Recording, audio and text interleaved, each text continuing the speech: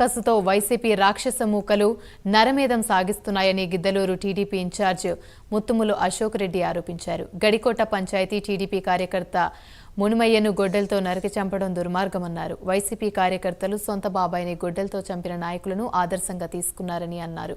TDP కార్యకర్తలపై దాడులు చేసిన వారిని, హత్యలు చేసిన వారిని వదిలే ప్రసక్తే లేదని అశోక్ రెడ్డి స్పష్టం చేశారు. పరమేశ్వర్ నగర్లో మా నాయకుడైనటువంటి మాకు మునయ్యని అత్యంత పాశవికంగా వైఎస్ఆర్ కాంగ్రెస్ పార్టీకి చెందినటువంటి వ్యక్తులు అతన్ని గొడ్డలతో దాడి చేయడం, అతను రాత్రి చనిపోవడం జరిగింది. ఈరోజు మునయ్యని అత్యంత పాశవికంగా వీళ్ళు చంపేదానికి కారణం ఏంటి? మొన్న జరిగినటువంటి ప్రజాగలం సభకి అతను పెద్ద ఎత్తున ఆ గ్రామం నుంచి జనం తరలి వచ్చారని చెప్పి వాళ్ళు కక్షభూని అతన్ని చంపడం జరిగింది. దీనికి అంతటికీ కారణం గత నెల రోజుల కిందటి నుంచి ఈ ప్రాంతంలో జరిగినటువంటి రాజకీయ మార్పులో భాగంగా ఉన్నటువంటి విధానంలోనే ఇది జరిగిందని నేను స్పష్టంగా తెలియజేస్తా ఉన్నాను.